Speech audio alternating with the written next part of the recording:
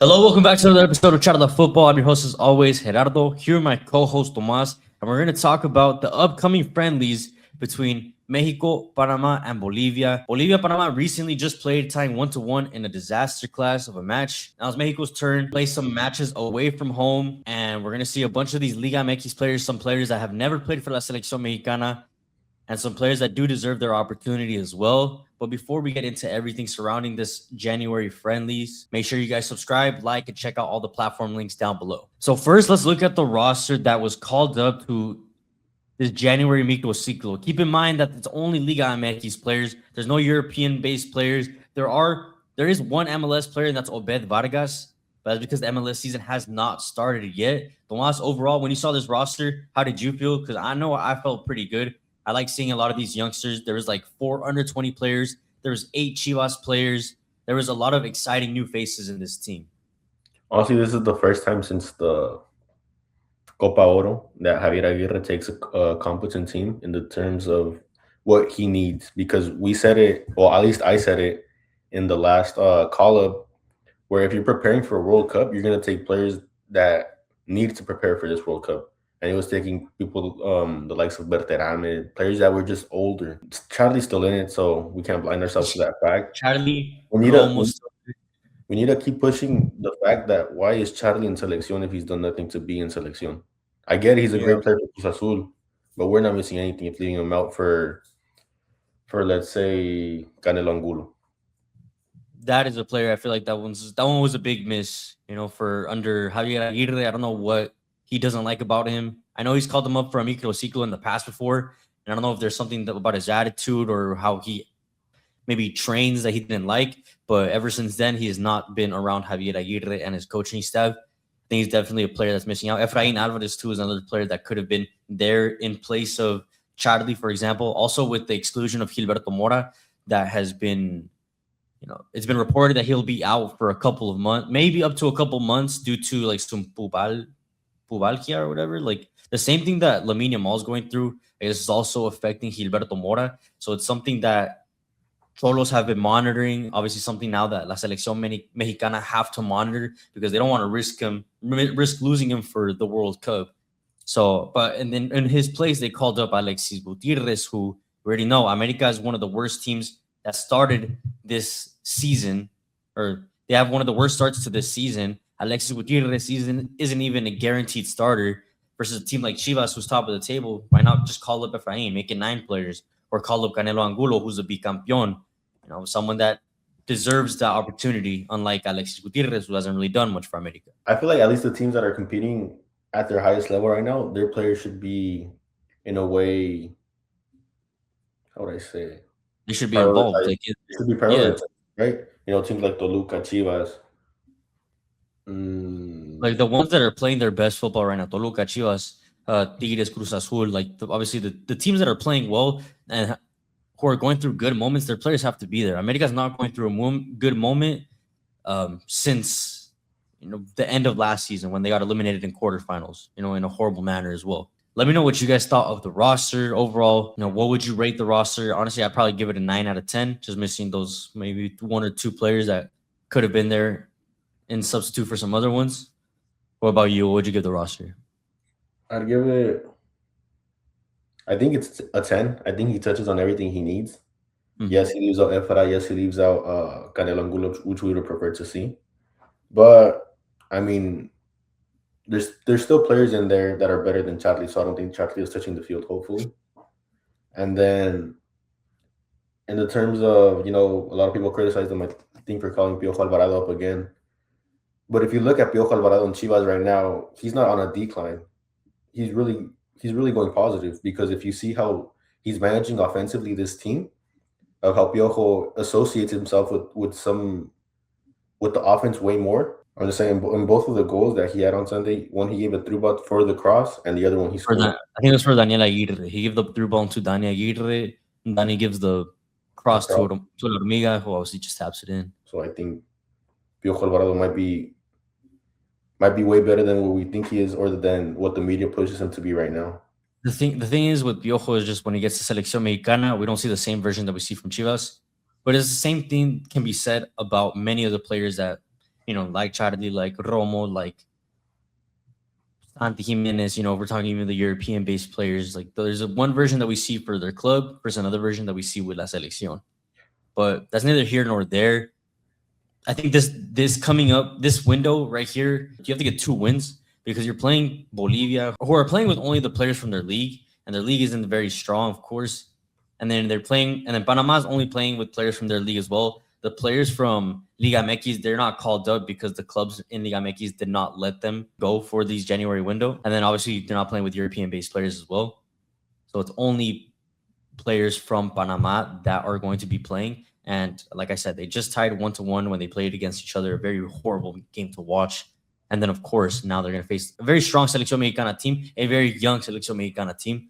And I think a lot of these players are going to have like a point to prove because this is going to be maybe the only opportunity they get to show El Vasco Aguirre, to show Rafa Marquez that they should deserve a spot in the 2026 World Cup. And if it's not for the 2026 World Cup, that they should be considered for that 2030 process after the World Cup, after the 2026. What are some of the things that you want to see from this team in this January window, besides, the obvious, which is to win? Because we cannot go into the 2026 World Cup without a single win, especially given the caliber of friendlies that we're going to have coming up. I think we have Iceland in February. It's a European-based rival. Then we have Portugal and Belgium in March, and then maybe like 1 or 2 other European teams or South American teams. Like we could easily go into the World Cup without a win. So besides 2 wins in this window, what are some other things you want to see from La Selección Mexicana?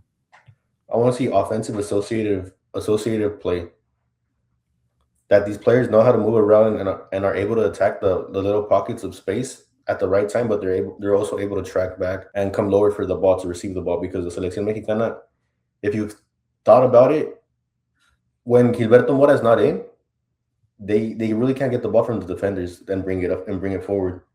Mm-hmm. So what I want to see is a midfielder or even a winger that's able to come low, receive the ball, and start playing forward.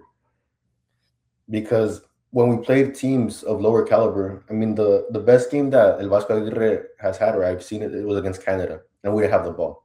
And it looked defensive, looked scrappy, but I thought it was good because we won. Yeah. But when we play these smaller teams, they're going to give us the ball.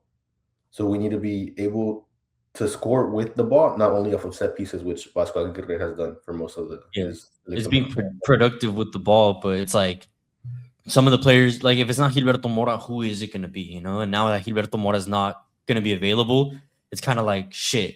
Who's going to be the one to carry the offense? Who's going to be the one to distribute, to find those pocket of spaces? So hopefully, I mean, there's the likes of Brian Gutierrez, there's the likes of Obed Vargas. There's other interesting players, Iker Fimbres as well. Kevin Castañeda, who's also a very interesting profile from Cholos, very similar to Gilberto Mora. But it's like most obviously none of these players we've really seen with La Selección Mayor. So it's like, how is that going to translate to playing under El Vasco Aguirre? So it's going to be different. If El Vasco doesn't use a 3-man back and 5 midfielders, this call-up was for nothing. Because who do you have? Richie Ledesma and Brian Cotorro that like going up and coming down. Yeah. And these players, maybe they're not like as able, but they're good enough, No, but they associate themselves offensively. You always see Brian Cotorro going up the wing, playing with his wingers, with his midfielders, and as well for Richie. I think that should be his starting like left back and right back combo, at least for one of these matches. I don't think there's anybody better than them right now in that call-up. Mm-hmm. Because Gallardo's there, and obviously he's a staple, but you've already seen Gallardo so many times where it's like, this is try something new, put them in, give them the opportunity. Yeah, and I don't feel like Gallardo's at that level right now where these Chivas wingbacks are, or even near it. And this is not to hate on Gallardo; he's always been solid defensively, but we need offensive creation because Gilberto Mora's not in, so the pillar is going to be Marcel Ruiz. Mm-hmm. And he's not the same caliber player. He controls the ball, plays forward, plays nice. He's safe on the ball, which I like, but that's about it. He's not Gilberto Mora that can create something out of nothing. All right, for sure. One of the things that I want to see from La Selección Mexicana is very specific to the position, which is the striker position. We already know Raúl Jiménez is going to be one of the guaranteed strikers. We already know that Santi Jimenez, whether he's in good form or bad form, he's going to be at the World Cup. It's that third striker. And right now, there's that battle for the third striker. And the ones that were called up are the ones that are fighting for that spot. It's Sepulveda, Hormiga, and Berterame. So I want to see Hormiga step up and get a goal in one of these games, maybe even in both of them. I want to see him get some minutes. Obviously, I know Germán Berterame is going to start at least one of these matches, but I want to see Hormiga, even if it's off of the bench, cement his good moment with Chivas and bring that to La Selección Mexicana, especially since he's going to have 7 other of his teammates on the team. I think this is like the perfect environment for him to really thrive. So I want to see him take advantage and be that person to secure that 3rd spot as the striker at the World Cup. Because Ángel Sepúlveda, he's 34, turning 35. He's Hormiga's bench at Chivas at the moment as well. And then Berterame, there's the rumors that he's going to enter Miami. He's going to leave Liga MX, which is the main reason he's getting called up to La Selección Mexicana, is because he plays in Liga MX. This is the main reason that he's in this convocatoria, because he's in Liga MX. And if Germán Berterame were to go to MLS to play alongside Messi, because, he's a big fan of Messi, he's one of his idols, he's Argentinian as well, then there most likely goes Germán Berterame's window at the World Cup, or window to go to the World Cup. Because keep in mind that, before the World Cup, there's like those 5 weeks that Vasco's going to have to call up players from Liga MX. And if he's not in Liga MX anymore, Berterame is going to be obviously with Inter Miami, then there's no way he's going to be able to go to those, like that concentración the 5 weeks before the World Cup, because he's going to be playing in the MLS season. So that's obviously going to hinder, his opportunities to go to the World Cup as well. So I think this is Hormiga's chance to really cement himself as the 3rd striker. And that's honestly all I want to see from this window. Make sure you guys come back after the games against Panama and Bolivia so we could fully react to how La Selección Mexicana did. Let us know down below what you thought of the roster and what is one thing that you want to see from this Selección Mexicana side. Keep in mind, a side with only Liga MX players and 1 MLS player, Nobel Vargas.